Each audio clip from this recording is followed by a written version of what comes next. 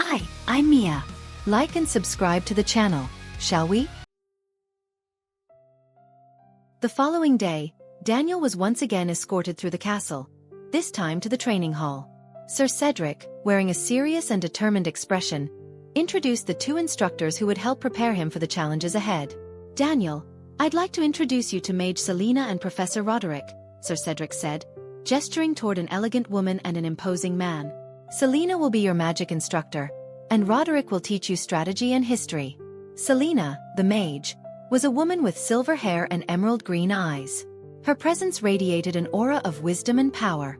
Roderick, the strategy instructor, was a robust man whose expression reflected his vast experience and knowledge.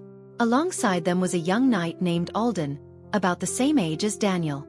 Alden would assist Sir Cedric in combat training.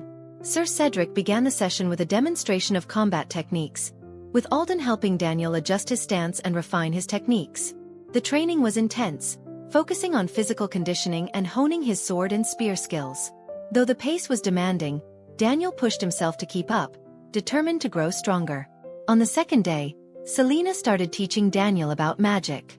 She guided him in controlling his mana, a magical energy he needed to awaken within himself.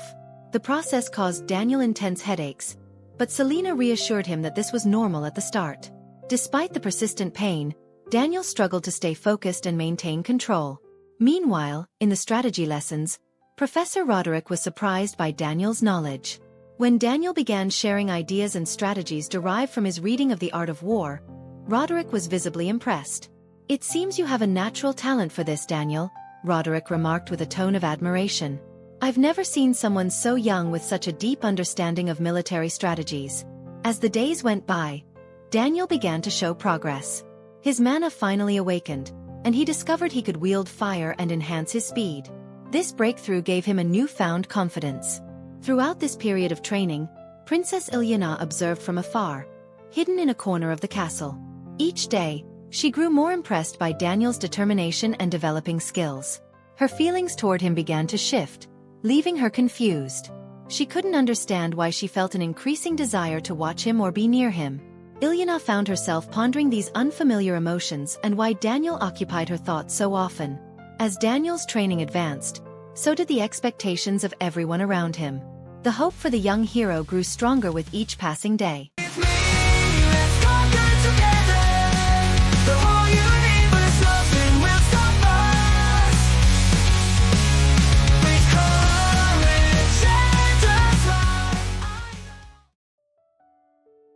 Daniel's training continued intensely.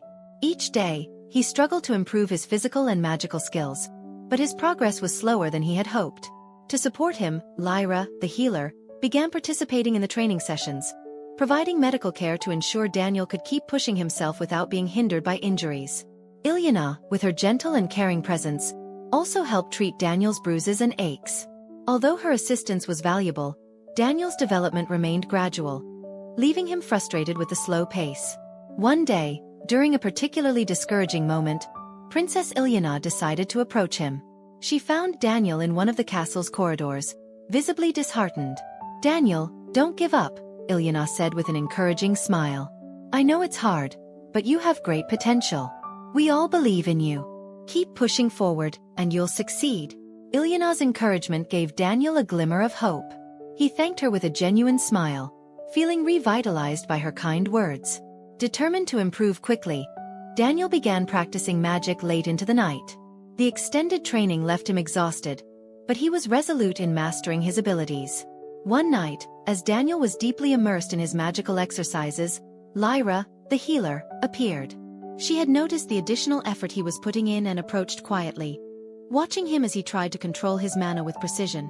"Daniel, what are you doing here so late?" she asked, concerned about his tired appearance. "Just trying to get better," Daniel replied, panting. "I feel like I need to improve faster." Lyra moved closer and, during their conversation, felt a tightness in her chest she had never experienced before. Embarrassed and unsure of its meaning, she struggled to compose herself. Her feelings were becoming tangled as she witnessed Daniel's dedication and determination. "Don't push yourself to the point of breaking," Lyra advised gently, her tone filled with concern. "Progress may be slow, but it's important to take care of yourself too." After their talk, Lyra left, still grappling with the unsettling feelings she couldn't quite understand. The next morning, Daniel was introduced to his new assistant. Sir Cedric led him to a young woman waiting in a corner of the castle. She had dark hair and piercing eyes, the same young woman Daniel had bumped into at the square. "Daniel, this is Isabel. She will be your assistant from now on. She'll handle domestic tasks and help you with anything you need," Sir Cedric explained. Isabel gave Daniel a cold, distant look. "I'm Isabel," she said curtly. Daniel was stunned to realize she was the same girl from the square, but her sharp response left no room for friendly conversation. He sighed, resigning himself to the situation, knowing he would need to work even harder to earn her respect. And so, Daniel's days of training continued, filled with challenges and new relationships forming within the castle of Eldoria. I stand so tall, I never fall, but every time you're near I lose it all. The battles I fight, the strength I show, but deep inside there's something you don't know.